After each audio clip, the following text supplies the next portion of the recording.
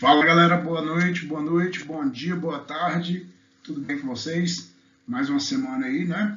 Vamos começando agora assunto novo, tá? Último assunto do ano, região centro-oeste, vamos trabalhar alguns percursos sobre esse tema e para nós é talvez a mais importante das regiões, porque é a região que a gente habita, tá? Então vamos, sem mais delongas, vamos direto ao ponto aí para essa aulinha bem bacana, valeu? Pessoal, a primeira característica está aí o mapinha do Brasil, tá? O mapa, sempre a gente coloca esse tipo de mapa, né, que mostra o território brasileiro e aí em destaque a região que a gente está estudando, tá bom? Já estudamos região norte, região nordeste, região sul, região sudeste e agora vamos falar do centro-oeste, tá? Então tá em vermelho aí para vocês, né? Os estados de Goiás, Mato Grosso do Sul e Distrito Federal. Lembrando daquela aulinha de divisão político-administrativa do Brasil, que a gente teve lá no iníciozinho do ano, tá? Que eu falei para vocês que o Brasil é dividido em 27 unidades federativas, sendo 26 estados e o Distrito Federal, tá bom? Professor, o Distrito Federal não é estado? O Distrito Federal não é estado, tá? Ele é a unidade federativa autônoma que foi criada para abrigar Brasília, a capital do Brasil. Tá bom, gente? Então tá aí uma região brasileira que nós vamos estudar agora com muito carinho, com muito detalhamento, tá bom? Região centro-oeste.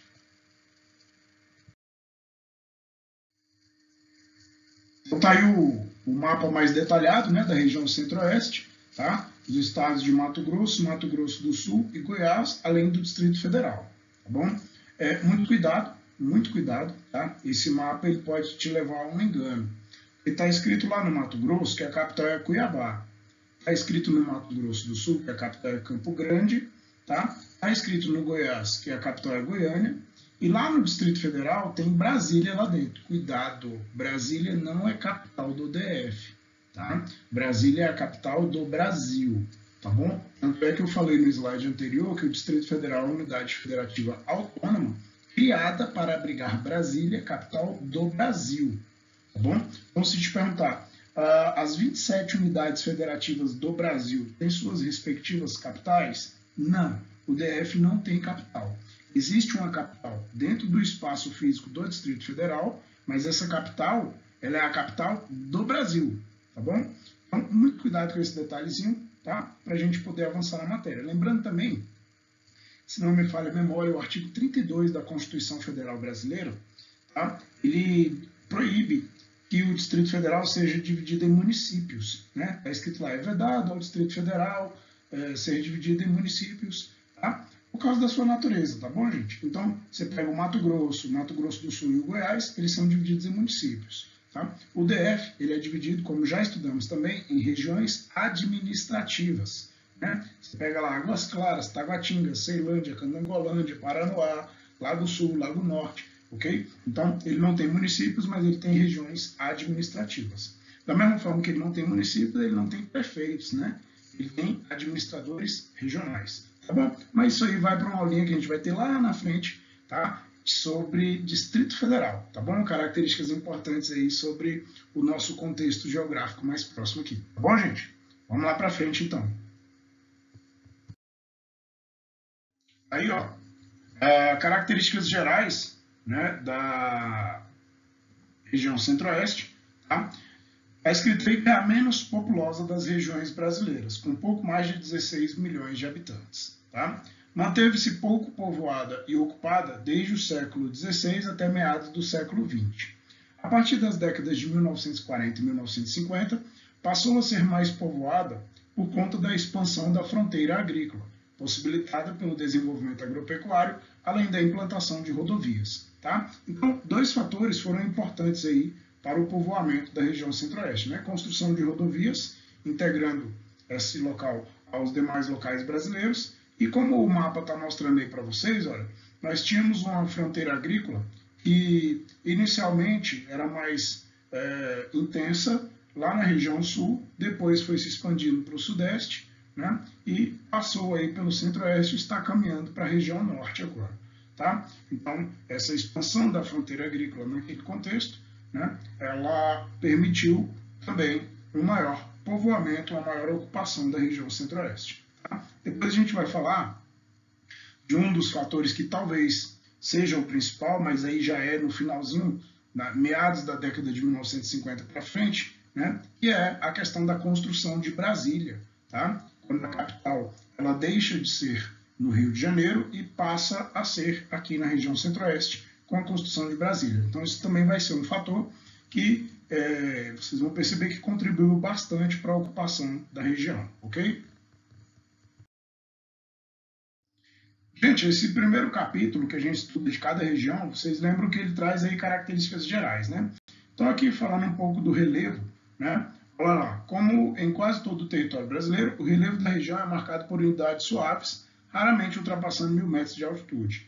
Né? O relevo do centro-oeste é composto por 3 unidades predominantes. Então você tem o Planalto Central, tá? Você tem o Planalto Meridional, que é a parte sul, e a planície do Pantanal, que é aquela parte mais ao norte ali, já caminhando ali para a parte nas proximidades da região amazônica, tá bom? No norte do estado do Mato Grosso. Nós temos ali a planície do Pantanal, tá bom? Então esse mapinha nos dá uma dica aí das áreas de planície, né, das áreas de planaltos baixos, planaltos médios, né, serras e montanhas, né, no termo genérico da palavra, porque a gente sabe também que não temos tecnicamente, geologicamente falando, montanhas no território brasileiro, tá bom, gente? Porque não há encontro de placas tectônicas dentro do nosso território. Mas está aí, né, de um modo geral, o relevo ele é um relevo mais plano, formado por chapadões planálticos, tá? E nós temos aqui no Distrito Federal a exceção, né, de alguns locais aí bem dentro desse contexto excepcional em que se passa de 1.000 metros de altitude, tá? Nossa altitude média aqui é em torno de 1.200 metros, justamente porque a gente está na porção bem central do território brasileiro. Você sabe que quanto mais próximo do nível do mar, né, menores as altitudes em regra, tá bom? É claro que há exceções, mas em regra, quanto mais próximo do nível do mar, né, você vai ter menores altitudes, chegando ali ao 0 graus, aos 0 metros de altitude, tá bom, gente? Pessoal, o tema agora, bacias hidrográficas, né, a parte hidrográfica, tá? Você tem aí, ó, o mapinha mostrando aí a bacia amazônica, né, mais ao norte ali, perto da região do Mato Grosso. Tá? Você tem a bacia do Paraguai, em verde escuro aí, né? Depois você tem a bacia Tocantins-Araguaia, né? Ali acima do Distrito Federal, Goiás, né? E a bacia do Paraná, esse verde bem clarinho aí abaixo do Distrito Federal e na área ali mais oriental do Mato Grosso do Sul, ok? Então, o slide traz aqui algumas características de cada uma dessas bacias, né? Bacia amazônica, ela destaca-se no estado do Mato Grosso, para onde se deslocam os rios colossais, como o Xingu, os rios que formam principais afluentes do rio Amazonas, como o Juruena e o Teles Pires, que formam o rio Tapajós. Tá? A bacia do Tocantins-Araguaia, né, ocupando o norte e o ponto mais a oeste do Goiás e extremo leste do Mato Grosso. E a bacia Platina, subdividida em suas bacias hidrográficas, bacia do Paraná e bacia do rio Paraguai, no restante da região. Tá bom, gente? Então, tá aí um pouquinho da característica hidrográfica, né, da região centro-oeste. Olha lá, gente, falando um pouquinho de clima, né, a região centro-oeste ela tem predomínio aí de clima tropical, né, quente e chuvoso, sempre presente nos estados de Mato Grosso do Sul e Goiás. A característica mais marcante desse clima quente é a presença de verão chuvoso, entre os meses de outubro a abril, e o inverno seco, e entre os meses de maio a setembro. Então, basta lembrar da nossa dinâmica climática aqui do Distrito Federal, que fica fácil aprender essa parte da matéria, né? Por exemplo, eu estou gravando essa aula aqui no dia 1º de novembro, né? E nós estamos em plena época chuvosa, né? Está uma época em que nós temos aí ao longo do dia, quando temos dias mais ensolarados, bastante calor, tá? E quando nós temos dias mais nublados, um pouquinho mais frio, mas de um modo geral você tem uma estação quente, né, e bastante úmida, mais chuvosa, que é a estação na qual estamos agora desde o finalzinho de outubro, e ela geralmente vai até o iniciozinho de abril. Tá? E aí depois entra aquela época que o pessoal reclama bastante, tá? Da seca, né? Sem chuva, fica ali uns 5, às vezes quase 6 meses sem chuva. Tá? Então, é essa questão aí que está sendo demonstrada pela característica climática. Alguns autores de geografia chamam isso de dupla sazonalidade bem marcante. Ou seja, é um nome bonito, né, para falar que no Distrito Federal, ou aqui na região centro-oeste, nós temos 2 estações do ano bem definidas. Uma quente e úmida, né, chuvosa, e outra um pouco mais fria e seca, né, que é essa outra época aí que está sendo descrita entre maio e setembro. Tá bom, gente? Olha lá, pessoal, no centro-oeste existem formações vegetais bastante diferentes umas das outras. Ao norte e oeste aparece a floresta amazônica, né, praticamente impenetrável, composta por uma vegetação densa e muito rica, né, muito exuberante. A maior parte da região, entretanto, da região centro-oeste, é ocupada pelo cerrado, tipo de savana com gramíneas altas, árvores e arbustos esparsos, né, de troncos retorcidos, folhas duras, raízes longas adaptadas à procura de água no subsolo. Né? O cerrado não é uniforme. Onde há mais árvores que arbustos, ele é conhecido como cerradão. E no cerrado propriamente dito, há menos arbustos e árvores, entre os quais se espalha uma formação contínua de gramíneas. Tá? Então, essa característica que a gente vai ver agora aqui no próximo slide, né? Um pouquinho aí da nossa vegetação predominante. Olha aí, pessoal. Então, você tem várias paisagens que descrevem aí a região centro-oeste, né? Então, você tem mais ao norte, lá onde você tem aquelas formações de água lá em cima, né? Rios com meandros e etc. Uma região mais de planície, né? Próximo ali ao Pantanal, próximo à floresta amazônica, né? Alguns chapadões aí, com os chamados morros testemunhos, né? Que você percebe aí uns cortes nas bordas de planaltos, tá? Com a vegetação de pequenos e médios arbustos, né? E outra foto aí que a gente vê uma espécie de mancha urbana, né?